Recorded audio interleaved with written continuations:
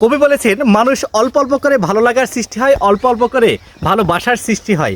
কেউ ভালোবাসার মানুষটিকে তার গল্পের সাথে মিশায়, আবার কেউ ভালোবাসার মানুষটিকে তার গল্পের সাথে না মিশিয়ে অন্তহীন জীবনের সাথে মিশায়। মানুষের জীবনের গল্প অল্প হলেও তার কষ্টগুলো কিন্তু অল্প নয়। কিছু মানুষ আছে অল্প কষ্টতে ভেঙে পড়ে, আবার কিছু মানুষ আছে অধিক কষ্টে পাথর হয়ে যায়। আসলে আজকে গল্প করবো এসব কিছু মানুষদের নিয়েই। মানুষের এই ছোট্ট জীবনে অনেক অনেক দুঃখ, দুর্দশা, বেদনা, কষ্ট নিয়ে মানুষ খুবই জরাজীর্ণ এবং খুবই কষ্টের ভিতর দিন যাপন করে। একটা ছোট্ট গল্প বলতে চাই। এক ব্যক্তি ছোট্ট একটা নৌকা নিয়ে সাগরের মাঝখানে চলে গিয়েছে। তো যাইতে যাইতে এমন একটা কিনারায় চলে গিয়েছে, নৌকাটা ডুবে গিয়েছে এবং সে প্রচুর পরিমাণে সাঁতরে নিজেকে বাঁচানোর আকুতির চেষ্টা করে কোনো একটা কিনারায় গিয়ে, একটা দ্বীপে গিয়ে তিনি উঠেছে। দ্বীপে গিয়ে ওঠার পরে দেখলো যে সেই দ্বীপটা আসলে বসবাসের এক প্রকার অযোগ্য হয়ে গিয়েছে। মানে সেই দ্বীপে কোনো মানুষ নাই, কোনো লোকালয় নাই, কোনো কিচ্ছু নাই।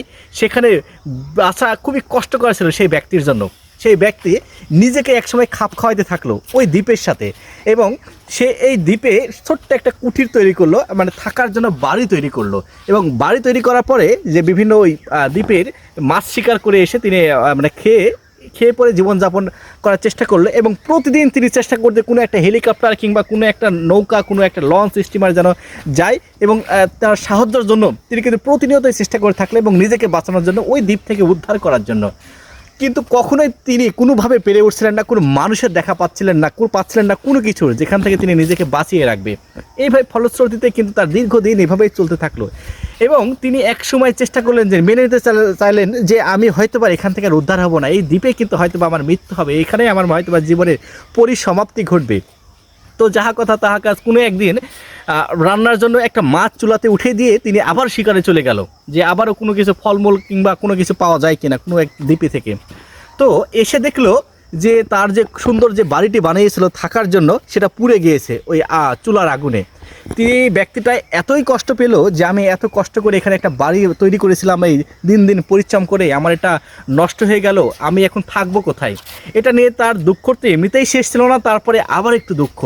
মানে সে নিরুপায়, এবং তিনি নিজে নিজে ভাবছে যে আমি কি আত্মহত্যা করব নাকি, এই মুহূর্তে আমার আসলে কী করণীয় উচিত, সে কোনো কিছুই ভেবে পাচ্ছিল না। এক পর্যায়ে কিছুক্ষণের মধ্যেই দেখতে পেল যে ওই দ্বীপে একটা হেলিকপ্টার ল্যান্ড করছে। ওই ব্যক্তি ওই হেলিকপ্টারের মালিককে গিয়ে আশ্চর্যজনকভাবে বলল যে, আমি তো আপনাকে ডাকিনি, আমি কিছু মানুষের সন্ধানে এত পরিশ্রম করলাম, কিন্তু আপনি কিভাবে আমার খোঁজ পেলে আমার এই দ্বীপে নামলেন। তখন ওই ব্যক্তিটি কিন্তু এমনভাবে তাকে বললেন, মানে ওই হেলিকপ্টার যিনি চালাচ্ছিলেন পাইলট, তাকে বললেন যে, আপনি যে আগুন জ্বালিয়ে ধোঁয়া দিয়ে আমাকে নিচে একটা সংকেত দিয়েছিলেন, সেই সংকেত দেখে কিন্তু আমরা এখানে এসেছি। অর্থাৎ ওই যে ব্যক্তির বাড়িটি পুড়ে গিয়ে উপরে একটা বিশাল আগুনের ফুলকি এবং ধোঁয়া তৈরি হয়েছিল, যেটা দেখে তাকে শনাক্ত করা হয়েছিল। আসলে আপনার কাছে সফলতা আসবে, সফলতা আপনার দুয়ারে কড়া নাড়বে, আপনার কাছে সফলতা দৌড়ে আসবে, শুধুমাত্র একটা উছিলা দরকার। কিন্তু সেটা পর্যন্ত আমরা কেন অপেক্ষা করতে পারি না, সেটা কিন্তু আমরা আসলে বুঝতে পারি না, আমরা বোঝার চেষ্টাও করি না, আমরা জানতেও চাই না।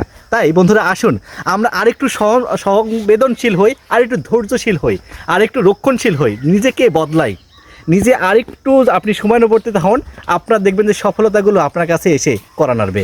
তো ঠিক আছে, সকলের সফলতা কামনা করে এখনকার মতো বিদায় নিচ্ছি। ধন্যবাদ সবাইকে। ওকে।